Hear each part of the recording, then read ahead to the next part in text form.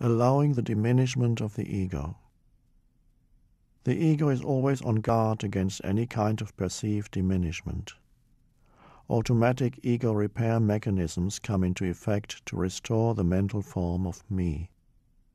When someone blames or criticizes me, that to the ego is a diminishment of self, and it will immediately attempt to repair its diminished sense of self through self-justification, defense, or blaming. Whether the other person is right or wrong is irrelevant to the ego. It is much more interested in self-preservation than in the truth. This is the preservation of the psychological form of me. Even such a normal thing as shouting something back when another driver calls you idiot is an automatic and unconscious ego repair mechanism. One of the most common ego repair mechanisms is anger, which causes a temporary but huge ego inflation. All repair mechanisms make perfect sense to the ego, but are actually dysfunctional. Those that are most extreme in their dysfunction are physical violence and self-delusion in the form of grandiose fantasies. A powerful spiritual practice is consciously to allow the diminishment of ego when it happens, without attempting to restore it. I recommend that you experiment with this from time to time.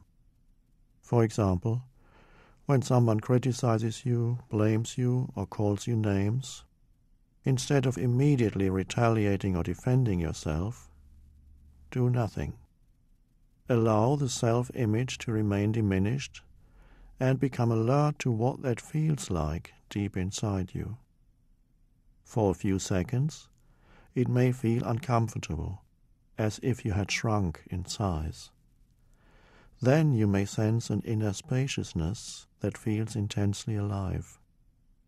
You haven't been diminished at all. In fact, you have expanded. You may then come to an amazing realization.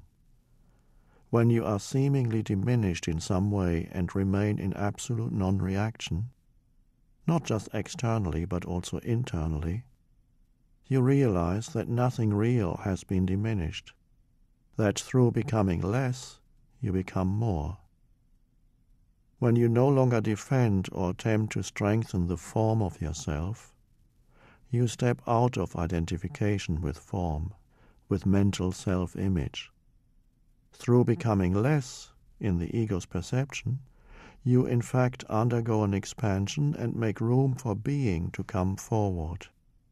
True power, who you are beyond form, can then shine through the apparently weakened form. This is what Jesus means when he says, "Deny yourself," or "turn the other cheek." This does not mean, of course, that you invite abuse or turn yourself into a victim of unconscious people. Sometimes a situation may demand that you tell someone to back off in no uncertain terms. Without egoic defensiveness, there will be power behind your words, yet no reactive force.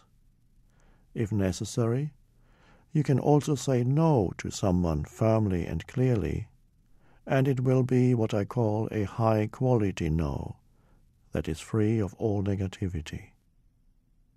If you are content with being nobody in particular, content not to stand out, you align yourself with the power of the universe. What looks like weakness to the ego is in fact the only true strength. This spiritual truth is diametrically opposed to the values of our contemporary culture and the way it conditions people to behave. Instead of trying to be a mountain, teaches the ancient Tao Te Ching, be the valley of the universe. In this way, you are restored to wholeness, and so all things will come to you. Similarly, Jesus, in one of his parables, teaches that when you are invited, go and sit in the lowest place, so that when your host comes, he may say to you, "Friend, move up higher." Then you will be honored in the presence of all who sit at table with you.